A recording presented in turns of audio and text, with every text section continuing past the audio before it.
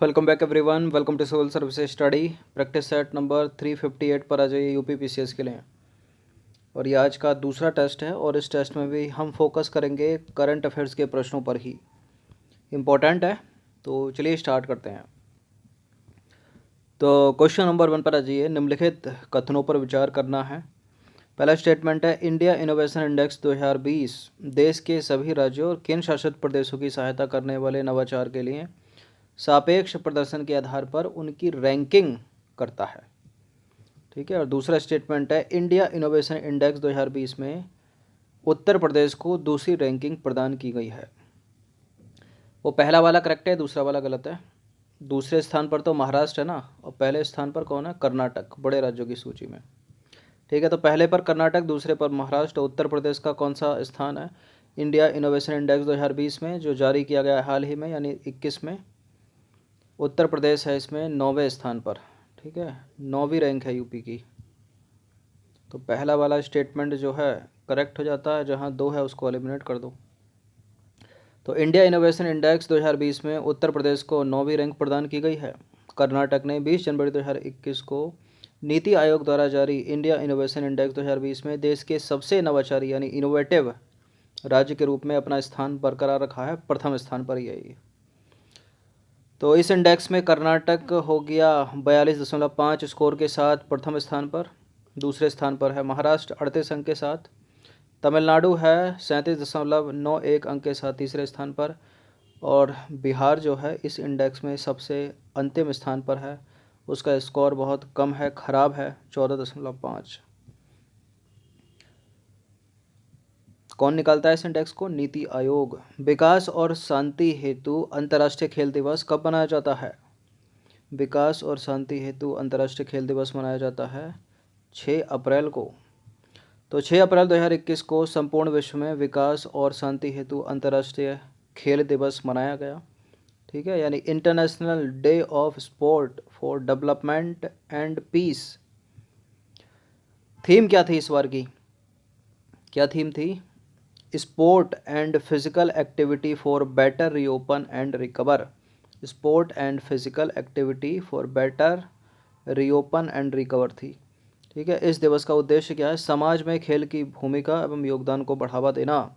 संयुक्त राष्ट्र द्वारा इस वर्ष कोविड-19 के दौरान खेल और शारीरिक गतिविधियों को घर में ही अपनाने का आह्वान किया गया। क्वेश्चन नंबर 4 पर आ जाइए। 6 अप्रैल 2021 को राष्ट्रपति रामनाथ कोविंद ने किसे भारत का 48वां मुख्य न्यायाधीश नियुक्त किया है?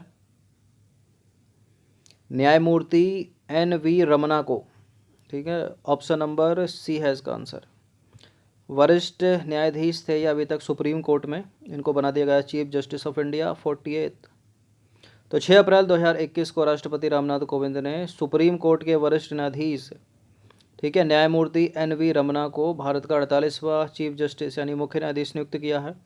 वह 24 अप्रैल 2021 को शपथ ग्रहण करेंगे और इस पद पर वह न्यायमूर्ति शरद अरविंद बोबड़े का स्थान लेंगे, जो वर्तमान में चीफ जस्टिस हैं 47वें। इनका जो कार्यकाल है वो 26 अगस्त 2022 तक रहेगा और 17 फरवरी 2014 से ये जो हैं हाई सुप्रीम कोर्ट में जज हैं NV रमना। और एक और चीज़, आंध्र प्रदेश के रहने वाले हैं ये न्यायमूर्ति NV रमना, और सन 2000 में आंध्र प्रदेश के उच्च न्यायालय में स्थायी जज के तौर पर नियुक्त हुए थे ये। 7 अप्रैल 2021 को संपूर्ण विश्व में मनाए गए विश्व स्वास्थ्य दिवस 2021 की थीम क्या थी बताइए? कोरोना को जड़ से हटाना नहीं थी, सभी की दवाइयों तक पहुंच ये भी नहीं थी, सार्वजनिक स्वास्थ्य देखभाल प्रणाली हर जगह हर व्यक्ति ये भी नहीं है, फिर क्या है? सभी के लिए एक निष्पक्ष और स्वस्थ दुनिया का निर्माण करना। ठीक है, तो 7 अप्रैल 2021 को संपूर्ण विश्व में मनाया गया वर्ल्ड हेल्थ डे, विश्व स्वास्थ्य दिवस। ठीक है, वर्ष 2021 में इस दिवस की थीम क्या थी? सभी के लिए एक निष्पक्ष और स्वस्थ दुनिया का निर्माण करना। ठीक है, आपको ज्ञात हो कि 7 अप्रैल 1948 को विश्व स्वास्थ्य संगठन यानी वर्ल्ड हेल्थ ऑर्गेनाइजेशन WHO की स्थापना हुई थी, जिसके उपलक्ष्य में यह दिवस मनाया जाता है। और विश्व स्वास्थ्य संगठन का मुख्यालय अगर पूछा जाए तो कहाँ पर है? स्विट्जरलैंड के जिनेवा में। क्वेश्चन नंबर 6 मोस्ट इंपॉर्टेंट है। दुनिया का सबसे ऊंचा रेलवे पुल कहाँ बना है? पूरी दुनिया का सबसे ऊंचा रेलवे पुल है भारत में बना है ये। ठीक है, और भारत में किस राज्य में बना है, किस राज्य केंद्र शासित प्रदेश में? जम्मू कश्मीर में। ठीक है, तो जम्मू कश्मीर में दुनिया के सबसे ऊंचे रेलवे पुल का आर्च, जिसकी ऊंचाई है चिनाब नदी के तल से नापे तो 359 मीटर, इसका निर्माण जो है वो पूरा हो गया है और 1.3 किलोमीटर लंबा है, यानी 1300 मीटर लंबा है यह पुल।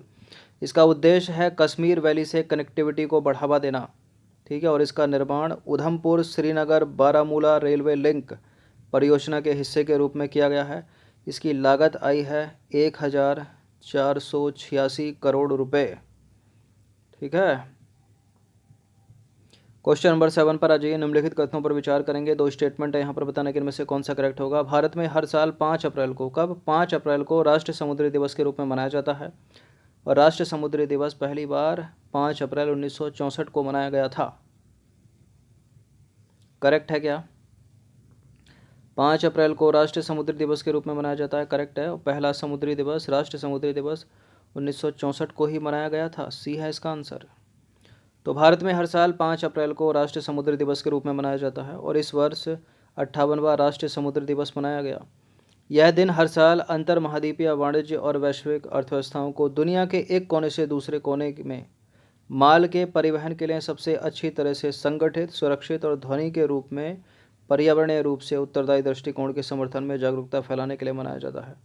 राष्ट्रीय समुद्री दिवस पहली बार 5 अप्रैल 1964 को मनाया गया था। क्वेश्चन नंबर 8 पर आ जाइए। भारतीय राष्ट्रीय भुगतान निगम यानी national payment corporation of India NPCI के संदर्भ में निम्नलिखित कथनों पर विचार करना है और बताना है कि उपरोक्त में से कौन सा सही है। तो भारतीय राष्ट्रीय भुगतान निगम का मुख्यालय, उसके सामने मुंबई लिखा है और भारतीय राष्ट्रीय भुगतान निगम की स्थापना के सामने वर्ष 2008 लिखा है। एनपीसीआई का हेडक्वार्टर मुंबई में, दिल्ली में? बताइए, मुंबई या दिल्ली? ये राष्ट्रीय लिखा है, मुंबई में ही है। इसकी स्थापना 2008 में ही हुई थी, भारतीय राष्ट्रीय भुगतान निगम। ठीक है, दोनों के दोनों सही हैं, सी है इसका आंसर। क्वेश्चन नंबर 9 पर आ जाइए। 11 मार्च 2021 को अपने विस्फोट के कारण चर्चा में रहा सेंगे ज्वालामुखी, सेंगे वोल्केनो किस देश में स्थित है? 11 मार्च 2021 को हुआ है इसमें प्रस्फुटन। सेंगे वोल्केनो भारत में है क्या? भारत का तो एकमात्र एक्टिव वोल्केनो है वेरन, यह है इंडोनेशिया में। सेंगे इंडोनेशिया में नहीं है, जागते रहना। ठीक है, यह है इक्वाडोर में। कहाँ पर है? इक्वाडोर। तो देखिए 11 मार्च 2021 को इक्वाडोर में स्थित सेंगे ज्वालामुखी, सेंगे वोल्केनो में विस्फोट हुआ। ठीक है, वो विस्फोट इतना खतरनाक था कि आकाश में 8500 मीटर की ऊंचाई तक राख के बादल छा गए। ठीक है, और विस्फोट के बाद चिम्बोराजो प्रांत की राजधानी रियोबाम्बा में जो आकाश है वो राख के बादलों से घिर गया था। रियोबाम्बा इस ज्वालामुखी से जबकि देखा जाए तो लगभग 50 किलोमीटर की दूरी पर स्थित है, तब भी ऐसा हुआ। ज्वालामुखी से निकली राख ने कई क्षेत्रों में फसलों और मवेशियों को नुकसान पहुंचाया और विश्व भर में सबसे अधिक सक्रिय ज्वालामुखियों में से एक यह ज्वालामुखी इक्वाडोर में सबसे सक्रिय ज्वालामुखी है। यह ज्वालामुखी मोरोना सेंटियागो प्रांत में एक जंगल में स्थित है। सेंगे वोल्केनो। निम्नलिखित में से कौन सा देश वर्तमान में भारत का शीर्ष तेल आपूर्तिकर्ता देश है? ये इंपॉर्टेंट प्रश्न है। कौन सा देश विश्व में वर्तमान में भारत का सबसे बड़ा तेल आपूर्तिकर्ता देश? कौन सा लगाएं? इराक है, इराक प्रथम स्थान पर और दूसरा बन बैठा है अमेरिका, सेकंड। ठीक है, सऊदी अरब को पीछे छोड़ दिया इसने।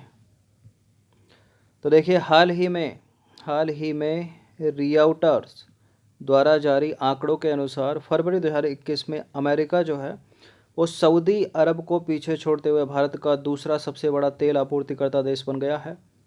ठीक है, तो पहला कौन है? पहला है इराक, वर्तमान में भारत का सबसे बड़ा तेल आपूर्तिकर्ता देश। और वर्तमान में नाइजीरिया भारत का शीर्ष तेल आपूर्तिकर्ता देशों की क्रम में तीसरे स्थान पर आ गया है।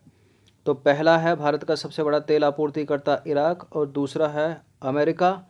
ठीक है, सऊदी अरब को पीछे छोड़ दिया उसने और तीसरे पर आ गया है नाइजीरिया। और संयुक्त अरब अमीरात वर्तमान में भारत के शीर्ष तेल आपूर्तिकर्ता देशों के क्रम में जो है 5वें स्थान पर आ गया है, जबकि पहले कब था, तीसरे स्थान पर हुआ करता था। क्वेश्चन नंबर 11 पर आ जाइए। 13 मार्च 2021 को मार्वलस मार्विन हैगर का निधन हो गया। किस खेल से संबंधित थे वो? हाथ में ग्लव्स पहन रखे हैं तो गोल्फ तो खेलेंगे नहीं, ठीक है, बॉक्सिंग वाले ग्लव्स हैं, तो मुक्केबाजी से थे ये। तो 13 मार्च 2021 को पूर्व मिडिलवेट चैंपियन मार्वलस मार्विन हैगलर का निधन हो गया। हैगलर ने अपने 14 वर्षीय पेशेवर करियर में 67 मुकाबलों में भाग लिया, जिसमें से उन्होंने 62 मुकाबलों में जीत दर्ज की। उनकी सबसे प्रसिद्ध फाइट अप्रैल 1985 में हुई, जिसमें उन्होंने थॉमस हिटमैन हडसन को पराजित किया और इस फाइट को द वार के नाम से जाना जाता है। हैगलर वर्ष 1980 से लेकर 1987 तक निर्विवाद मिडिलवेट चैंपियन रहे, ठीक है, 7 साल लगातार, इसलिए इम्पोर्टेंट है। वर्ष 1993 में उन्हें international boxing hall of fame में शामिल किया गया था। क्वेश्चन नंबर 12 पर आ जाइए। 14 मार्च 2021 को निम्नलिखित में से किस फुटबॉलर ने फुटबॉल के इतिहास में ओवरऑल मतलब अभी तक सबसे अधिक गोल करने वाले ब्राज़ील के महान फुटबॉलर पेले का रिकॉर्ड तोड़ दिया? तो अभी तक सबसे ज़्यादा गोल करने का रिकॉर्ड पेले के पास था, जो ब्राज़ील के महान फुटबॉलर हैं, ठीक है। तो अब पेले पहुंच गए होंगे दूसरे स्थान पर और वो व्यक्ति पहुंच गया है प्रथम स्थान पर। क्या नाम है उसका? क्रिस्टियानो रोनाल्डो, ठीक है, Cristiano Ronaldo, option number B. तो 14 मार्च 2021 को पुर्तगाल के फुटबॉलर क्रिस्टियानो रोनाल्डो ने इटालियन लीग सेरी ए में, ठीक है, कैगिलियरी के खिलाफ हैट्रिक लगाई और फुटबॉल के इतिहास में ओवरऑल सबसे अधिक 770 गोल करने वाले फुटबॉलर बन गए। इसी के साथ ही उन्होंने रोनाल्डो, ठीक है, इसी के साथ ही रोनाल्डो ने जो है इन्होंने ब्राज़ील के महान फुटबॉलर पेले का रिकॉर्ड तोड़ दिया। पेले के आधिकारिक अकाउंट के अनुसार उन्होंने अपने करियर में 767 गोल किए थे। इन्होंने 770 कर दिए रोनाल्डो ने। तो रोनाल्डो के 770 प्रथम स्थान पर और पेले के हैं 767 द्वितीय स्थान पर। और तीसरे स्थान पर कौन है? जोसेफ विकॉन, ठीक है, ऑस्ट्रिया के फुटबॉलर जोसेफ विकॉन, इनके हैं 759। क्वेश्चन नंबर 12 पर आ जाइए। 15 मार्च 2021 को 28वें समझौता ज्ञापन के तहत एडॉप्ट ए हेरिटेज यानी एक विरासत को अपनाएं अपनी धरोहर अपनी पहचान परियोजना दिल्ली में स्थित किस ऐतिहासिक स्थल को प्रदान की गई है? एडॉप्ट ए हेरिटेज, एक विरासत को अपनाएं। बताइए, Humayun tomb, lotus temple, Dara Shikoh पुस्तकालय भवन या लाल किला? दिल्ली का ही है वो, दारा सिकोह पुस्तकालय भवन, ऑप्शन नंबर सी। तो 15 मार्च 2021 को 28वें समझौता ज्ञापन के तहत एडॉप्ट ए हेरिटेज, एक विरासत को अपनाएं अपनी धरोहर अपनी पहचान परियोजना द्वारा दारा सिकोह पुस्तकालय भवन दिल्ली को प्रदान की गई है। यह परियोजना जो है भारत सरकार के पर्यटन मंत्रालय सहित सरकारी हितधारकों, कला संस्कृति और भाषा विभाग यानी पुरातत्व विभाग के माध्यम से राष्ट्रीय राजधानी क्षेत्र, दिल्ली सरकार और निजी संस्थाओं अर्थात स्मारक मित्र, कला एवं सांस्कृतिक विरासत न्यास और संग्रहालय तथा कला परामर्श द्वारा संयुक्त रूप से कार्यान्वित की जाएगी। इस समझौता ज्ञापन की प्रारंभिक अवधि 5 वर्ष की है, किंतु स्मारक मित्र के प्रदर्शन के आधार पर इसकी अवधि बढ़ाई जा सकती है। क्वेश्चन नंबर 13 पर आ जाइए। 15 मार्च 2021 को भारतीय जीवन बीमा निगम LIC द्वारा बचत प्लस योजना को शुभारंभ किया गया। बचत प्लस योजना का शुभारंभ किया गया, जो सुरक्षा और बचत का संयोजन प्रस्तुत करती है। अब आपको बताना है कि इस योजना के अंतर्गत न्यूनतम कितने रुपए की पॉलिसी ली जा सकती है? 1,000 रुपये तक, 50,000 रुपये तक, 1,00,000 रुपये तक, 10,000 रुपये तक। न्यूनतम 1,000 नहीं है, बहुत कम है ये, ठीक है। 10,000 भी बहुत कम है, मतलब कम है, 1,000 ज़्यादा कम है। 50,000 से भी ऊपर है, न्यूनतम रखी गई है इसकी 1,00,000 रुपये। तो 15 मार्च 2021 को भारतीय जीवन बीमा निगम यानी LIC द्वारा गैर संबद्ध सहभागिता व्यक्तिगत बचत योजना LIC की बचत प्लस योजना को शुभारंभ किया गया। ठीक है, जो सुरक्षा तथा बचत का संयोजन प्रस्तुत करती है। LIC द्वारा प्रारंभ की गई बचत प्लस योजना में न्यूनतम 1 लाख रुपए की पॉलिसी ली जा सकती है और इस योजना में अधिकतम राशि की कोई सीमा नहीं है। याद रखना, न्यूनतम 1 लाख रुपए, अधिकतम की कोई सीमा नहीं। क्वेश्चन नंबर 14 पर आ जाइए। 15 मार्च 2021 को प्रदत्त ब्रिटिश स्पोर्ट्स जर्नलिज्म अवार्ड 2020 में किसे ब्लैक लाइव्स मैटर अभियान के समर्थन के लिए सर्वश्रेष्ठ विशेषज्ञ चुना गया है? बताइए कौन है? Elon Musk, Michael Holding, Malcolm Marshall या बराक ओबामा? बराक ओबामा नहीं है, एलन मस्क नहीं है, मैल्कम मार्शल नहीं है, यह है माइकल होल्डिंग। तो 15 मार्च 2021 को ब्रिटिश स्पोर्ट्स जर्नलिज्म अवार्ड 2020 प्रदान किया गया और वेस्ट इंडीज़ के महान क्रिकेटर माइकल होल्डिंग को ब्लैक लाइव्स मैटर अभियान के समर्थन के लिए ब्रिटिश स्पोर्ट्स जर्नलिज्म अवार्ड 2020 में सर्वश्रेष्ठ विशेषज्ञ चुना गया है। ठीक है, माइकल होल्डिंग वेस्ट इंडीज़ के महान क्रिकेटर हैं ये। क्वेश्चन नंबर 15 पर आ जाइए। मुरादाबाद और बरेली किस नदी पर स्थित दो प्रमुख शहर हैं? किस नदी के तट पर स्थित हैं ये? मुरादाबाद और बरेली। बनास नहीं है, गंगा नहीं है, गंडक नहीं है, रामगंगा। और ये रामगंगा गंगा की ट्रिब्यूटरी है, सहायक नदी है। तो मुरादाबाद और बरेली गंगा की सहायक नदी रामगंगा नदी पर स्थित दो प्रमुख शहर हैं।